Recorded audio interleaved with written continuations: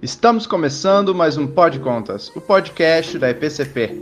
Para mais conteúdo sobre gestão pública, finanças públicas, prestação de contas e outros temas relevantes, nos acompanhe pelas redes sociais, no Instagram em @epcp.tcesp e no YouTube, no canal da Escola Paulista de Contas Públicas. Até lá!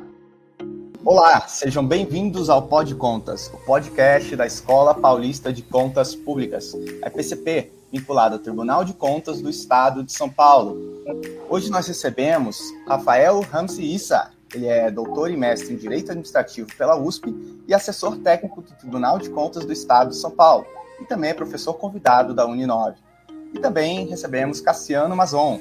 Ele é mestre em Direito pela PUC São Paulo e doutorando em Filosofia do Direito também pela PUC São Paulo. Ele é advogado da SP Turis e professor da Uninove. Nós vamos conversar hoje sobre o artigo que ambos escreveram em coautoria para a revista Cadernos, a nossa última edição da revista Cadernos, que está publicada com o link na descrição. O nome do artigo é Adoção e Implementação das Práticas ESG pelas Empresas Estatais, o Programa Socioambiental da Petrobras e a Preservação das Comunidades Tradicionais. Rafael, Cassiano, muito obrigado por toparem aí conversar conosco. É um prazer enorme. Muito obrigado. Estamos muito honrados com a publicação do artigo e com o convite aí para a gravação do podcast. Exato, eu também agradeço, Maurício, pelo convite. Agradeço também ao Dr. Dimas, pela oportunidade, a doutora Viviana, direção da escola. E é um grande prazer estar aqui para a gente bater um papo. Com certeza, esse artigo tem um tema super interessante, assim, foi um dos artigos que mais me chamou a atenção, assim, nessa edição, porque são, é um tema que está muito em alta, essa questão de ESG pelas grandes empresas, principalmente, e a Petrobras aí é uma das maiores empresas do país, uma empresa que tem uma atuação numa área que também é mais delicada para essa questão de meio ambiente, que é a exploração de combustíveis fósseis. E é uma empresa também que está no noticiário aí por bons e maus motivos, Os bons motivos para a empresa são os lucros, estão indo bem, e também para o consumidor os preços também estão subindo, e agora ainda com essa questão da guerra, então realmente não sai do noticiário todos esses temas relacionados ao artigo, E sobre, assim, o primeiro ponto, então, que eu queria trazer, porque eu acho que todos os ouvintes sabem bem o que é a Petrobras, o que ela faz, mas talvez não conheçam ainda o que é essa questão do ESG, que é uma coisa que não surgiu exatamente esse ano ou ano passado, já tem alguns anos aí, mas ainda estava engatinhando e agora parece que está, de certa forma, decolando. Então, eu queria ouvir de vocês sobre uma definição, do que são essas políticas ESG, o que é a sigla ESG e o que define uma política ESG. Ok, então vou começar. Primeiramente, Maurício, Rafael, eu acho que seria importante a gente traçar um breve histórico sobre o tema ESG, rapidamente. A origem do conceito ESG, na verdade, ele surgiu pela primeira vez no ano de 2004, por conta de uma carta das Nações Unidas, dirigida a mais de 50 principais instituições financeiras mundiais. Nesse mesmo ano, o Pacto Global publicou, em conjunto com 20 instituições financeiras de 9 países diversos, um relatório denominado Who Cares Wins? Quem importa ganha, e inspirando-se, na verdade, inserindo questões ambientais, sociais e de governança no mercado financeiro de capitais. No ano subsequente, já em 2005, o Pacto Global das Nações Unidas cunhou o termo PRI, Principles for Responsible Investments, que constitui um grupo de trabalho, na verdade, de investidores e instituições de 12 países. E eles lançaram esses princípios para o investimento responsável na Bolsa de Valores de Nova York, no ano subsequente, 2006. Mais recentemente, o conteúdo ESG ele ganhou destaque no Fórum Econômico Mundial em Davos, no ano de 2020, onde os investimentos passaram a ser socialmente responsáveis. E o ESG, na verdade, é uma sigla, oriunda da língua inglesa, que significa Environmental, Social and Governance, ambiental, social e governança, né? E reúne aspectos não só socioeconômicos, como de sustentabilidade, de transparência e também de ética, e todos eles estão interligados, né? Adentrando assim propriamente a questão, né, das políticas ESG, o que elas seriam no âmbito empresarial? Quer dizer, diz respeito a um conjunto de ações adotadas e implementadas diante de situações ditas problemáticas, né, voltadas sempre à realização de objetivos socialmente relevantes. E tais medidas, né, ou ações, elas sempre poderão ou não estar relacionadas às próprias atividades desenvolvidas por uma dada empresa, né, dentro ou fora do seu objeto social corporativo, né. Rapidamente, assim, a letra G de governança vai aludir à administração dos negócios corporativos, abordando pontos relacionados à ética, ao compliance, à transparência e às políticas anticorrupção. A letra S de social vai envolver questões adstritas aos direitos humanos, à diversidade, à inclusão, ao combate à discriminação ética racial, à homofobia da comunidade LGBTQIA+, ao trabalho infantil e também ao respeito às pessoas com deficiência, à equidade de gênero, principalmente nos dias de hoje, com políticas específicas para as mulheres, que são muitas vezes vítimas de violência doméstica, assédio moral e sexual, aos idosos e também aos próprios migrantes e refugiados, né, como a gente está vendo novamente essa questão com a guerra da Ucrânia com a Rússia. E a proteção de dados e privacidade, englobando a LGPD. A letra E, na verdade, que está bem relacionada ao nosso artigo também, letra S, letra E. Letra E é de ambiente, que vai cingir a conservação e mitigação de todos os impactos negativos ao meio ambiente. Então, vai se referir ao aquecimento global, desmatamento, as mudanças climáticas, poluição do ar e da água, gestão hídrica, né, gestão de resíduos sólidos, eficiência energética e a própria biodiversidade. Então, uma empresa com uma agenda ESG, ela tem que respeitar diferenças, promover diversidade, igualdade e inclusão, e demonstrar comprometimento com essas questões mais urgentes para a sociedade, tais como eu já mencionei, por exemplo, o aquecimento e o desmatamento. Trata-se, na realidade, eu diria, de uma assunção de responsabilidade por parte da empresa, né, sempre com transparência e accountability de prestação de contas. E o mercado financeiro, ele passou a valorizar essas empresas, né, comprometidas com o ESG, surgindo assim inclusive uma quantidade considerável de fundos de investimento, né? Os principais assim que a gente pode citar da Bolsa de Valores são os índices de sustentabilidade empresarial, índice carbono eficiente, o índice S&P Dow Jones, o índice de ações com governança corporativa diferenciada, o índice de governança corporativa Trade e também o índice de ações com tag along diferenciado, né? Então, o tema ESG, ele pode ser vislumbrado sob o manto da sustentabilidade, que vai abarcar esses aspectos políticos, econômicos, sociais, ambientais e culturais. Nos dias de hoje, a sustentabilidade, ela se baseia em 3 grandes pilares, que deve ter um equilíbrio entre os 3, né? Que seria o lucro, a prosperidade econômica, mas sempre aliada ao planeta, do ponto de vista de qualidade ambiental, mas também das pessoas, com justiça social. Então, o escopo do artigo foi exatamente explorar essa letra E, né, da expressão ESG, e especificamente com relação à Petrobras, que explora atividade com alto impacto ambiental, né, traduzido na prospecção de petróleo e na exploração de gás natural. Nesse sentido, a Petrobras ela tem que desenvolver mecanismos sempre rigorosos e eficazes de gestão de riscos, né? Que a gestão de riscos ela obedece determinadas fases, que vai desde o estabelecimento do contexto, passando pela identificação, análise, avaliação, tratamento, até a gente chegar no monitoramento, né? E com maior razão, essas empresas, como a Petrobras, assumir uma maior responsabilidade social, né?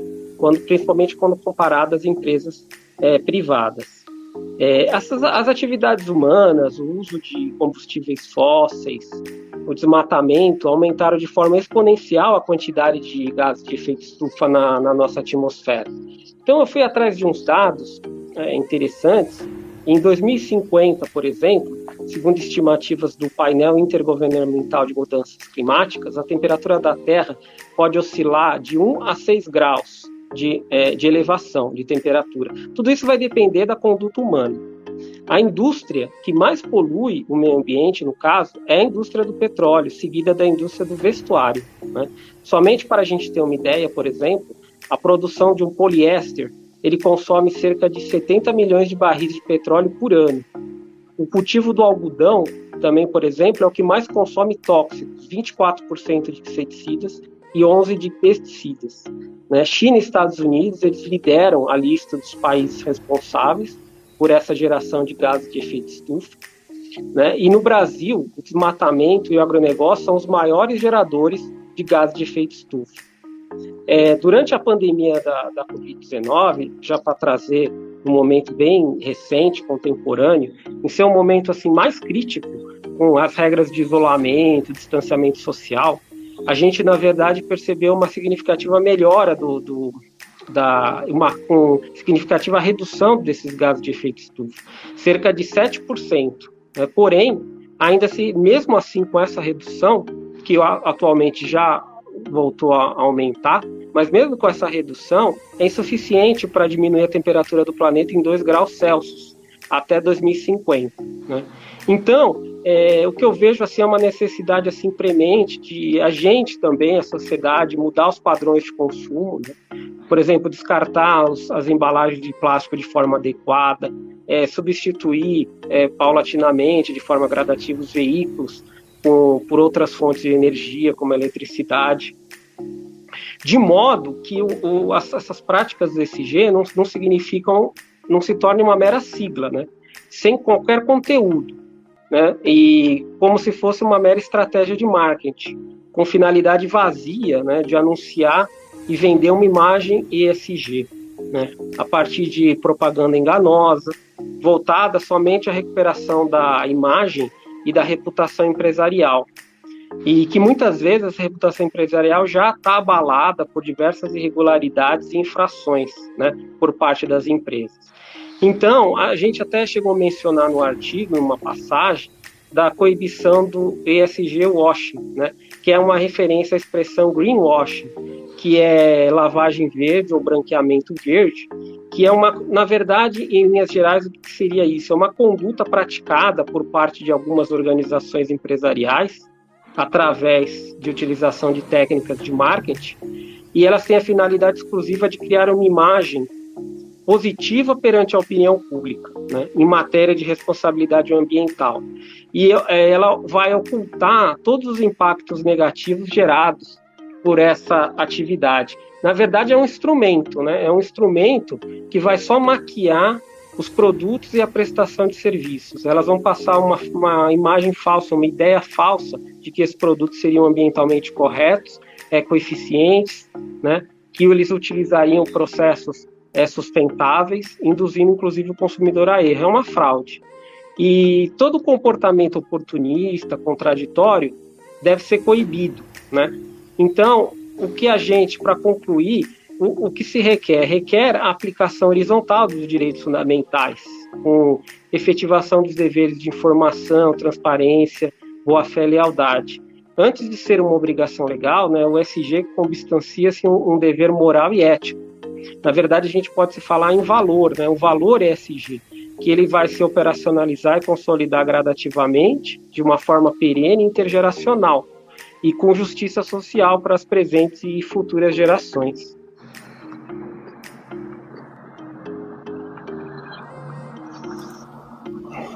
Ótimo, então. Bem interessante essa explicação. Eu achei que foi até bem completa assim, para a questão do histórico das empresas lá, Bolsa de Nova York. Bem interessante. Eu mesmo não já tinha lido um bocado aí sobre SG, que toda hora sai essas notícias, mas não tinha visto uma explicação tão completa. É bem interessante e realmente preocupa um pouco essa questão do esse greenwash aí. Eu tenho um amigo que fala muito isso, que como está na moda, de certa forma, então todo mundo vai virar ESG, vai ficar 100% ESG, mas será que vai ficar 100% realmente com políticas assim, substantivas, assim, que de fato causem algum tipo de impacto, algum tipo de mudança, ou é mais na capa, né? Um pouco essa consideração. Sem dúvida. Pois é, mas voltando no caso específico das empresas estatais, porque elas têm, né, até mais do que das empresas não estatais, uma responsabilidade social destacada, né? Até porque no Brasil a gente tem que a livre iniciativa é um grande princípio, e essa questão da atividade estatal diretamente na economia, né, uma criação de uma empresa estatal para atuar num mercado competitivo, num mercado de produto bem privado tradicional, deve se dar sob algumas balizas aí, por exemplo, um interesse nacional estratégico, assim, excepcional, vamos dizer. Então não é algo corriqueiro. Então elas devem justificar a sua atividade com um pouco mais essa questão do interesse público, né? E eu queria ouvir um pouco de vocês também, justamente no caso das empresas estatais, como se dá essa questão da responsabilidade social mais, vamos dizer, mais destacada, com maior ênfase, né? Vocês poderiam explorar um pouco esse ponto? Sim. Bem, é uma excelente pergunta, né? E ela traz algumas divergências, algumas linhas de pensamento que não são convergentes. Se nós pensarmos, por exemplo, a lei das estatais fala na ideia de função social da empresa estatal, né? Claro que isso não começou em 2016 com a lei das estatais, mas já havia há bastante tempo uma discussão entre os professores, né, os estudiosos das empresas estatais, a respeito do que seria essa função social delas. Para alguns, seria o próprio exercício do seu objeto social, né? Então, no caso da Petrobras, né, exploração de petróleo e gás natural, e isso já seria em si a realização da sua função social. O fato dela exercer esta função como o que legitima a sua criação, né, o interesse público presente na sua criação é justamente o exercício dessa função, dessas atividades. Então, isso já seria o exercício da sua função social. A lei das estatais, ela traz basicamente três pontos para a gente poder tentar responder a pergunta, porque a pergunta ela traz alguns questionamentos interessantes. A primeira ideia atrelada pela lei das estatais é a do exercício da própria função, do próprio objeto social da empresa. Quando ela atua, né, ela deve buscar ampliação de consumidores. Então, essa própria atuação dela já seria, em si, o cumprimento da sua função social. Mas a lei também traz outras duas hipóteses, né, quando ela fala em função social da empresa estatal. A primeira seria justamente essas práticas de responsabilidade social corporativa, mas aí ela atrela ao mercado, então ela fala compatíveis com o mercado em que atua. E a terceira parte, ela fala na questão do patrocínio. Patrocínio a times de futebol, patrocínio a atividades culturais, etc.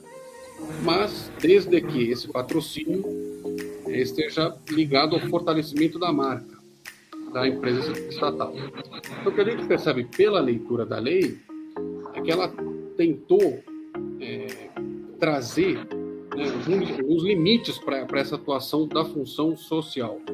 Não esses limites tão estritos quanto apenas o exercício do próprio objeto social da empresa, mas limites em atividades que não sejam do objeto social, sejam atividades fora deste objeto, seja o patrocínio de uma atividade cultural, seja alguma ação de ESG, mas que estejam ligadas, no caso do patrocínio, ao fortalecimento da marca, e no caso da responsabilidade social, compatíveis com o mercado.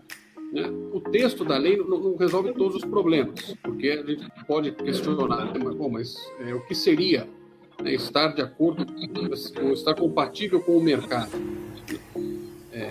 Quando a gente pensa numa empresa como a Petrobras, né, segundo dados de 2019, 90% do petróleo produzido no país veio, né, naquela época, de campos explorados pela Petrobras. Ela pode não ter um monopólio legal, né? Então, desde a Constituição foi alterada e permitiu que empresas privadas também fizessem a extração de petróleo. Mas, virtualmente, digamos assim, ela tem uma força, né, dentro do mercado que é impressionante. Então, se a gente for pensar, são práticas do mercado, né, você vai falar, mas se ela tem se ela ocupa quase 90% do mercado, de que mercado nós estamos falando, né? E aí que vem a questão da Petrobras ter espaço, então, para propor algumas atuações dentro dessas ideias. Então, aí eu acho que a Petrobras teria que buscar, também, até por ter ações listadas na Bolsa de Valores de Nova York, etc., buscar parâmetros de atuação com as suas congêneres estrangeiras. Né? Nós temos muitas empresas petrolíferas estrangeiras, né, que têm as suas ações de ESG. Então, ela pode ter as estrangeiras como parâmetro, já que dentro do território nacional ela tem uma hegemonia muito grande.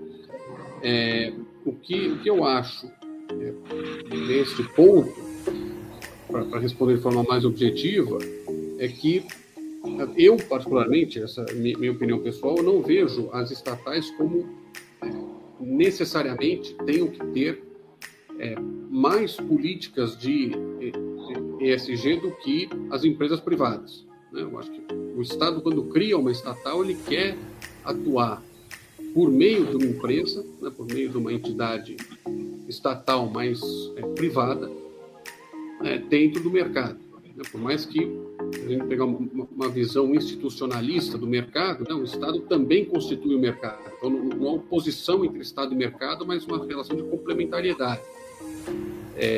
Mas, de qualquer forma, o Estado não pode se valer da sua posição de acionista majoritário para querer impor à empresa estatal compromissos sociais, ambientais, que não sejam comuns ao mercado. Isso a própria lei das estatais traz, né? Que é aquilo que o Estado pretender que a empresa estatal faça. E aí eu acho que o dispositivo é bem aplicável para essas questões de ESG. Aquilo que o Estado pretender que a estatal faça, que não seja comum do mercado, tem que ser contratualizado entre o acionista majoritário, o Estado, e a empresa estatal, com a definição dos custos. Quem vai arcar com esses custos, né? Então, eu acho que a questão ela tem um quê também de visão ideológica das empresas estatais. Né? Na minha banca de doutorado, que versou um pouco a respeito disso, um dos principais temas que nós ficamos debatendo foi esse ponto, né? Quanto que a estatal deve ou não atuar ou ser obrigada a fazer alguma coisa em virtude de posição do acionista majoritário em relação às empresas privadas. Né? Então, eu diria, minha opinião pessoal, é que ela não teria uma função a mais do que as privadas neste aspecto de ESG. Ela faz porque o mercado faz, né? As outras empresas do mercado fazem.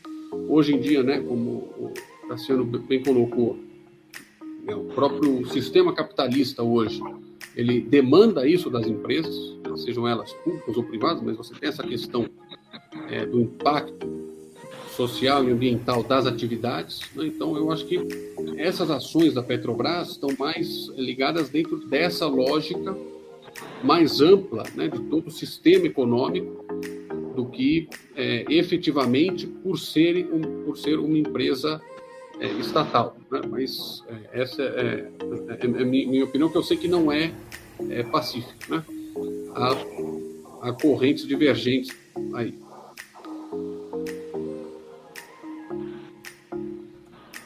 Eu acho interessante esse debate, Rafael, porque há muito tempo a gente venceu um debate sobre as estatais não terem benefícios, né? Por exemplo, se uma estatal não pagasse impostos, por exemplo, não teria como as empresas privadas competirem com ela. E aí se decidiu, né, porque as estatais não poderiam ter privilégios por serem estatais. Por outro lado, agora você traz um debate também interessante, um ponto interessante, que é, de certa forma, as estatais não serem forçadas ou serem quase que punidas, né, de certa forma, do ponto de vista econômico, por serem estatais, de modo a, talvez, né, dificultar até a competitividade delas no mercado com empresas privadas que não tenham esses mesmos deveres, vamos dizer assim. Então... Sim, exato. E só complementando, porque tem a questão do acionista controlador tentar implementar via empresa estatal uma política pública que seria dele, acionista controlador, né? Então, vamos pensar combate à pobreza, combate a questões, a desmatamento, né? Ele, ao invés de executar essas políticas pela forma, digamos, ordinária, ele tentar usar uma empresa estatal para fazer isso, né? Não que a empresa estatal não tenha que se preocupar com isso, né? Mas é dentro dessa questão que a própria lei das estatais restringe a questão de mercado, o patrocínio, né, a questão da marca. Se a gente lembrar, que alguns anos atrás a Petrobras patrocinava o River Plate da Argentina, né? Mas isso estava dentro de uma estratégia de internacionalização da empresa. Então, isso é uma coisa, né? Quer fortalecer a marca dela em território argentino para poder fazer uma estratégia de venda de combustíveis lá fora. Isso é uma coisa. Outra coisa seria patrocinar um clube ou outro por uma opção do acionista controlador, né, sem fortalecimento de marca. É verdade. Espero que não tenha sido esse o motivo para eles patrocinarem o Flamengo. Teve muito tempo patrocinar o Flamengo também. Eu lembro disso, eu lembro. Inclusive teve aí, eu não vou mencionar nenhum ente, nem nome de pessoa física, nem jurídica, mas não muito tempo atrás, uma empresa estatal aí estava sendo criticada por supostamente patrocinar o time do chefe do executivo controlador. Então, isso daí era bem esquisito, até porque eu era até de outro ente, assim, também, assim, não parecia que não estava tanto dentro dessa estratégia de ganhar o mercado naquela localidade, então estava bem esquisito. Mas realmente é bom ter essas regras de governança para...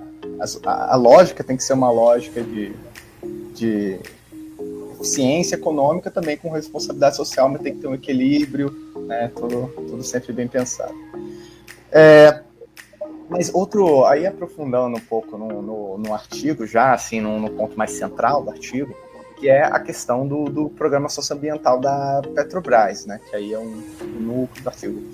E aí eu queria ouvir, então, de vocês agora um aprofundamento sobre isso, né, para os nossos ouvintes se interarem sobre qual é o programa socioambiental da Petrobras e como ele se encaixa dentro desse contexto de ESG e responsabilidade socioambiental. Sim, então, na verdade, essa responsabilidade socioambiental, ela sempre é consubstanciada em compromissos éticos, né, constitucionais, legais, de governança, que são de interesse de toda a coletividade, né?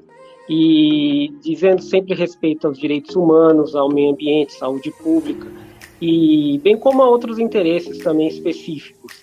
E a gente pode citar no caso, como exemplo, que foi inclusive objeto do artigo, a preservação das comunidades tradicionais, né, formadas pelos pescadores, caiçaras, quilombolas, indígenas, ribeirinhos, os povos terreiros, que muitas vezes são os mais afetados por essas atividades envolvidas, né, como é o caso, por exemplo, da Petrobras de alto impacto ambiental.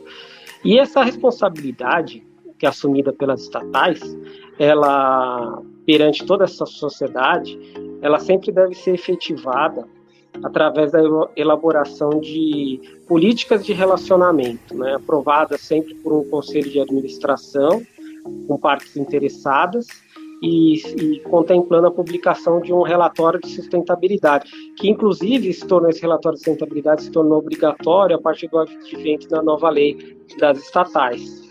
Né? E esse relatório, dito corporativo, né, que tem uma recomendação, inclusive, de que observe padrões mínimos internacionalmente aceitos, eles contêm informações detalhadas, né, questões socioambientais mais relevantes que vão impactar de forma mais significativa as partes interessadas, né, e deverá ser objeto de ampla divulgação de forma mais transparente possível. Agora, adentrando especificamente assim, do programa socioambiental da Petrobras, né, ele foi lançado a partir de uma experiência de programas já anteriores, né, os programas Petrobras Desenvolvimento e Cidadania, o Petrobras Ambiental, o Petrobras Esporte e o Petrobras Cidadania e Integração, Comunidade. A gente fez um levantamento de 2014 a 2020, foram investidos mais de 1 bilhão nesses projetos socioambientais, incluindo ações de conservação do meio ambiente, das espécies, manutenção e recuperação dos biomas, fixação de carbono e emissões evitadas, gestão de recursos hídricos, proteção e defesa da criança e do adolescente, educação para o trabalho, educação ambiental, esporte, enfim. Esses projetos mobilizaram mais de 975 mil pessoas e somaram mais de 2 milhões de hectares em áreas de reconversão produtiva, né? Recuperação de ditas áreas degradadas e conservação, e o próprio manejo de florestas, né? Protegendo cerca de 470 espécies de fauna e mais de 1.000 espécies de flora. Ele foi estruturado com a interação entre a Petrobras e as entidades do terceiro setor, né? Sem fins lucrativos. Através de chamamentos públicos, e o instrumento seria a celebração de contratos de patrocínio, né, para a execução de projetos que vão contribuir para a conservação do meio ambiente, para a melhoria das condições de vida da comunidade, principalmente no entorno dessas operações, e para o desenvolvimento local nas áreas, especificamente onde a Petrobras vai atuar. Então, o programa socioambiental da Petrobras vai integrar sua política de responsabilidade social, que está alinhada ao seu próprio planejamento estratégico, que vai de 2021 até 2025, e o objetivo primordial consiste em fornecer energia sempre com respeito aos direitos humanos e ao meio ambiente, né? O plano estratégico, ele contempla 5 pilares básicos, que se refere à maximização do retorno do capital empregado, né, redução dos custos de capital, passando pela busca por custos baixos e eficiência, a meritocracia e, por fim, a segurança, a saúde, o respeito às pessoas e ao meio ambiente. Esses investimentos, ditos socioambientais, eles estão entre os 10 compromissos de sustentabilidade assumidos pela companhia.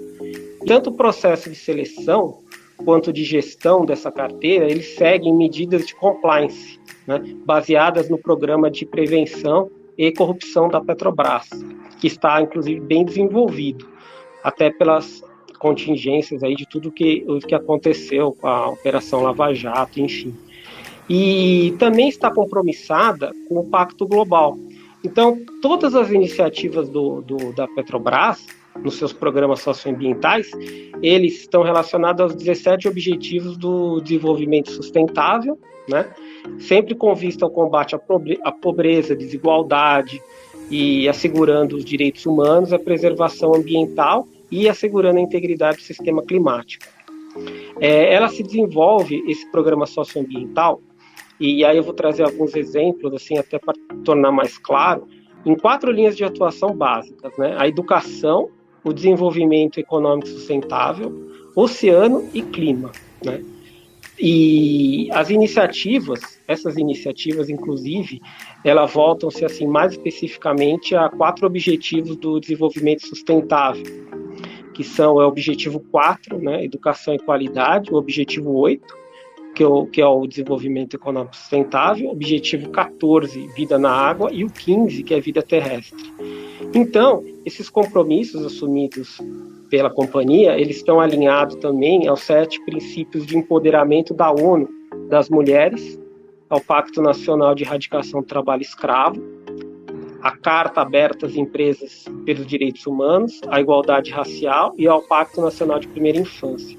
Então, como eu disse, nesses 4 linhas de atuação, por exemplo, na educação, eu destaco um projeto que chama Abrace, que eu achei muito interessante, porque é direcionado às crianças e adolescentes em situações de rua, sujeitas a ameaças como trabalho infantil e a própria exploração sexual.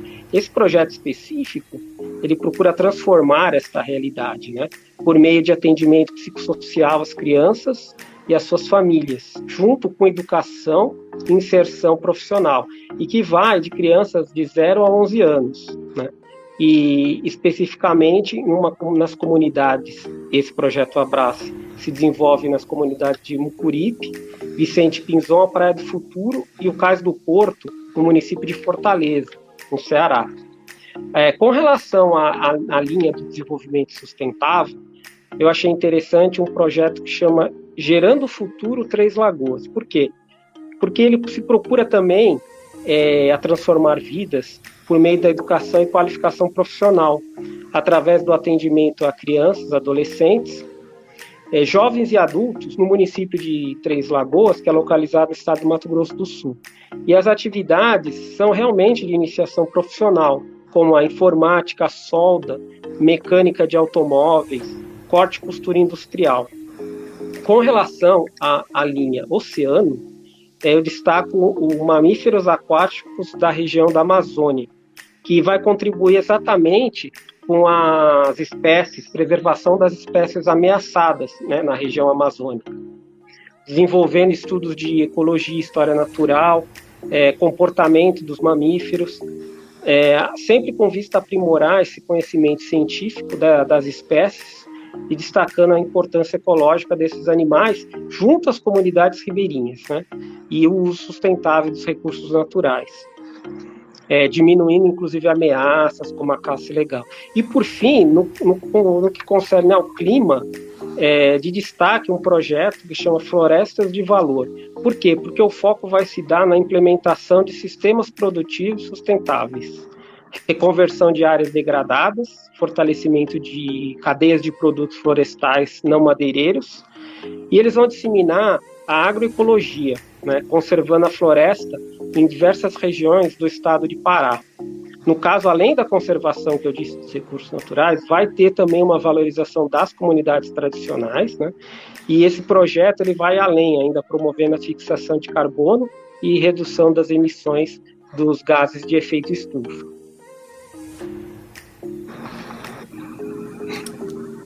Muito legal, Cassiano, realmente muito completa essa política, né? Tem assim, vida marinha, vida na terra, meio ambiente local, global, mudança climática.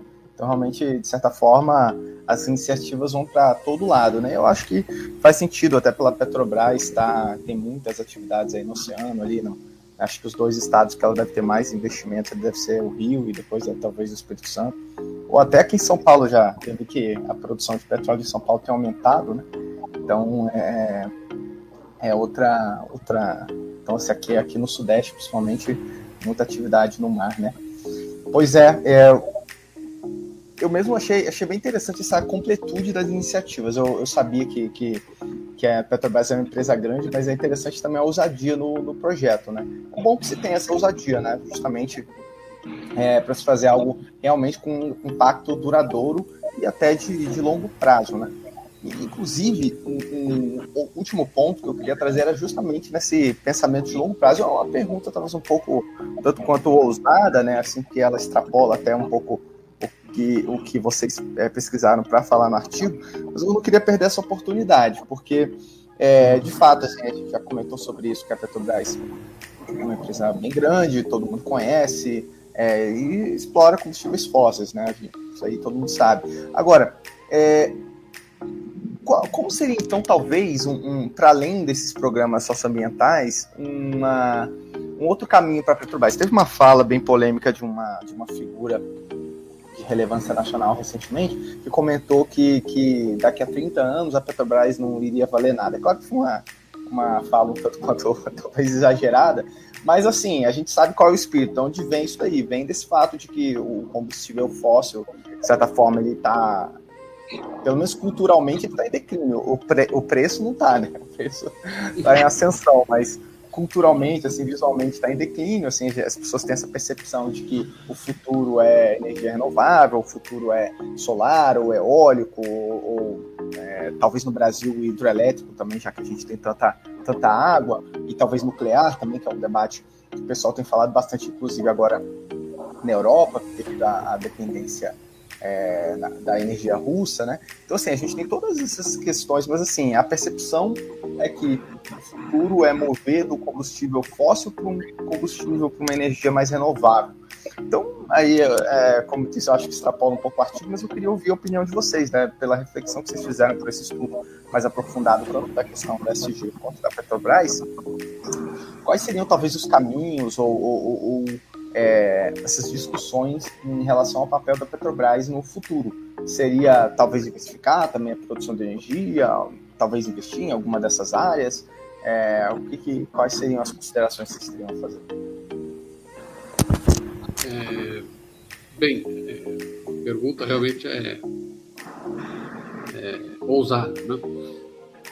Eu acho o seguinte, a Petrobras, além dessas questões do programa socioambiental, isso até está no site dela, né? Ela tem algumas outras ações ligadas à redução, por exemplo, da emissão de carbono, ou de tentar, né, utilizar energia sustentável na sua própria atividade fim, né, de exploração de petróleo e gás.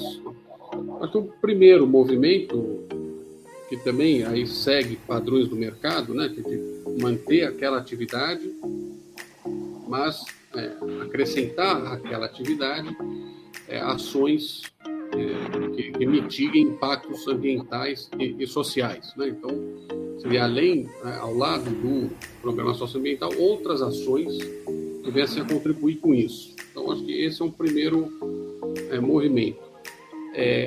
Agora, as outras questões, quer dizer, a gente pensar, hoje a questão de carro elétrico, né, ainda é muito incipiente, né?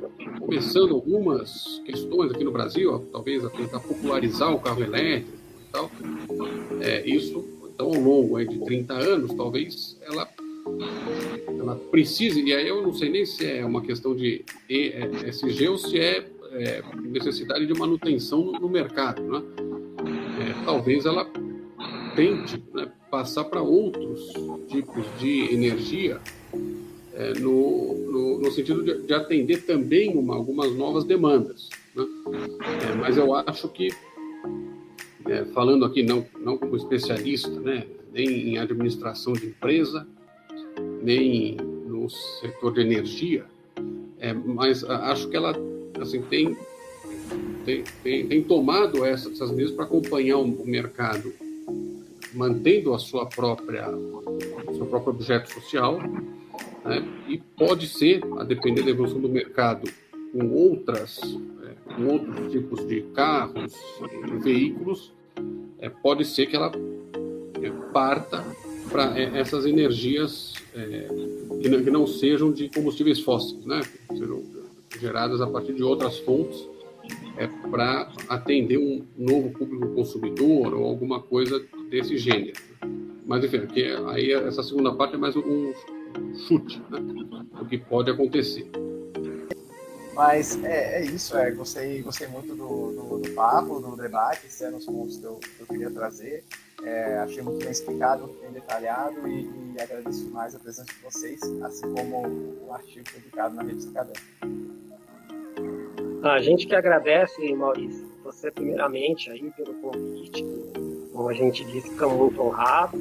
Também agradeço a escola de contas, né, da pessoa da sua diretora, Viviana Camargo. Agradeço também o presidente, o conselheiro Dimas Ramalho, e o Rafael aí agora pela troca de experiências aí que a gente teve aqui pelo papo.